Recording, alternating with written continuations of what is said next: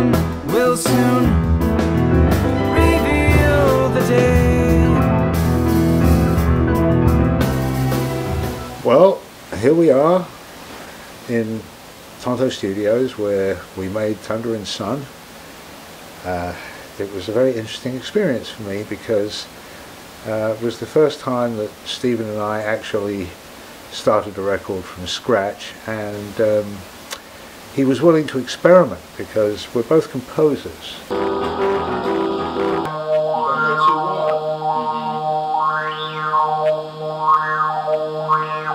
I do like this pulsing kind of, you know. Yeah,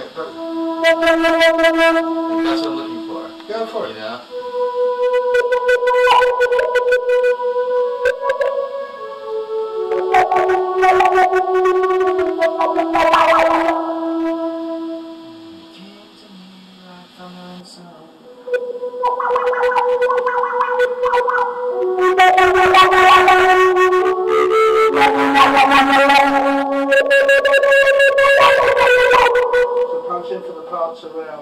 I sort of saw things a little differently perhaps to most engineer producers and musicians. Being a composer, I had a particular simpatico with him, and I was very pleasantly surprised by his interesting use of his fantastic technical facility. He has this phenomenal left-hand facility which keeps up almost what I would do on a sequencer. And being a bass player, I immediately realized there was no way, as I realized with the other Stevie in my life, there was no way that I would be playing very much bass. I mean, I did play bass on Innovisions with Stevie, but with Stevie Thunder here, we had I did play a little bass with him, but it was much more about him exploring the compositional capabilities.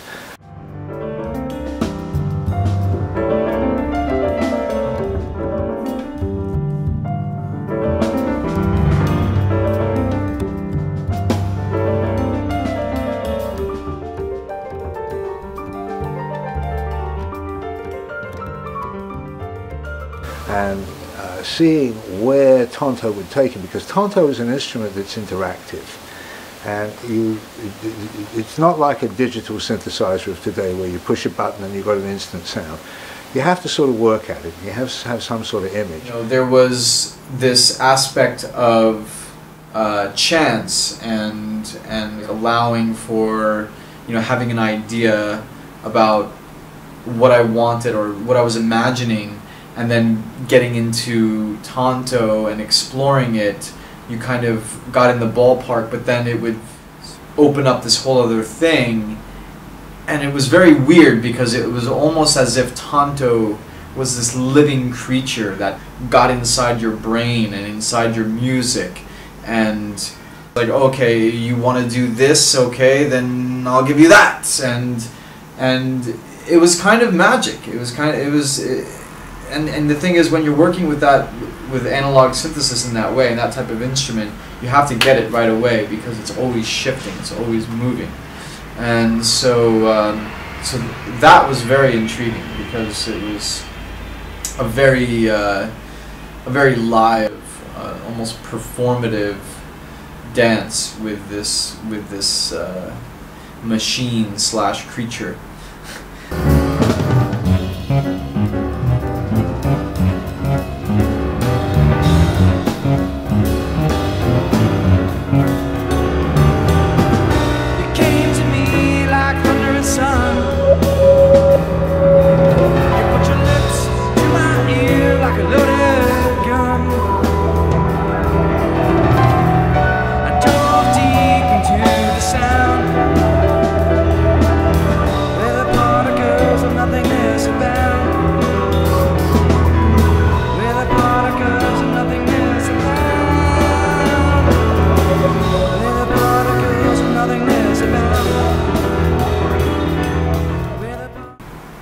And of course, working with Malcolm was a real blessing because he's a man with such vast experience, and he's also a great composer and musician in his own right. And so for me, it took me a long time to find someone that I could trust in the studio, and you know, Malcolm filled that role beautifully, because he was the first engineer. He's not just an engineer, but he was the first engineer in the context of our relationship that could bring the brain and the heart together, meaning the heart of a musician and the brain of a mad scientist engineer. That worked very well because he sort of was able to tap into how I wanted to build the tracks, and he's very protective of Tonto. You know, I had to charm the dragon to be able to work with it, and he was very sort of, what do you hear? What do you hear on this song in Tonto? And he would make me verbalize what I was imagining. Right, you know, I just wanted to jump on Tonto and start twiddling knobs and, you know, putting, you know, ins and outs and whatever. And then, but we didn't work like that. It was very methodical and it was very kind of thought out. But then once we got into working with the instrument, you know, you would get to this one place, and then you would move a knob like a quarter of an inch, and the whole sound would kind of change and then lock into this astrological sort of like timing of like just lock into place, and it was very mysterious. It was very different from the way Stevie Wonder worked with Malcolm, but nonetheless it really opened up sort of my world. It brought me to places that I couldn't have possibly imagined as a composer. So that was the beautiful thing, that it allowed for this kind of chance, this sort of aleatoric happenings in the studio, and that gave the tracks a kind of, I feel it gives the tracks a lot of spontaneity, and really, you know, that gives the album its own character, its own special character.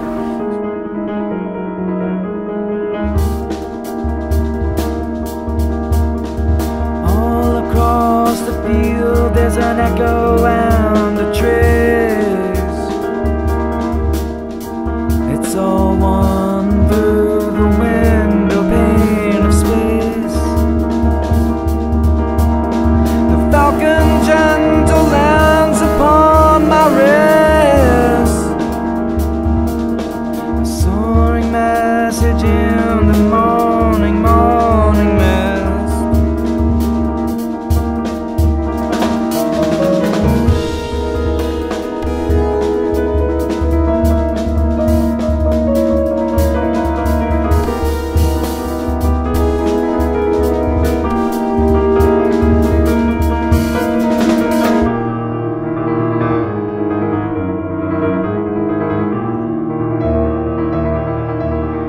Stephen is a very visual artist also. He has a whole visual and a very aesthetic sense of art. He's a very good watercolor painter, an excellent photographer, and also a videographer.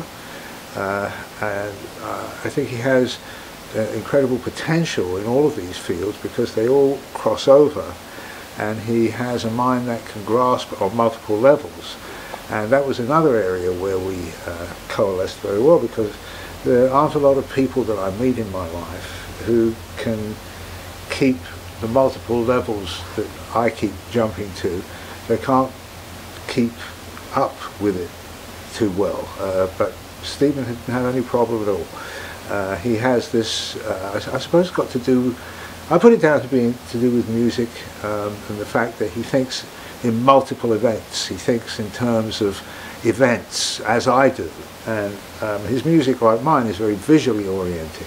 But he has this whole other thing, which is like a very classical art song approach, which I think is unique. And he has this voice that reminds me so much of Bob Dylan. I pull his leg about it all the time. But it's very Dylan-esque in that, and the contrast between this sort of like folksy voice and this incredibly articulate, technical, classically leaning, modern song pattern is really compelling. I found it very compelling. And to see him explore the synthesizer, and TONTO, my pet, and getting such enormous interest out of it, because sometimes it would go where he didn't expect, and he would have to adapt. And of course he did. And usually what would happen is we would have these series of serendipitous happy accidents. And they produced a lot of wonderful moments in Thunder and Son, which are, it's an album I would recommend you listen to, because it has a whole different side to Stephen. It was a one-time thing. I don't think we'll revisit those, those areas anytime again soon, because Stephen is constantly moving. That's the other thing I like about him. Every time we do an album, every time we work together, he's moved on to a new place. Most artists I work with have got 2 songs, a slow one and a fast one. Stephen has got a lot of songs, and they're all different. And some of them tell stories, some of them are musical adventures, some of them are very interesting comments on social phenomena, and he covers the gamut, and you can never tell what he's going to come up with next. And I think he's an artist that I've been very happy and proud to work with, and Thunder and Son is an album that I really enjoyed making with Stephen on so many levels. It's difficult to even know where to begin on a detailed aspect.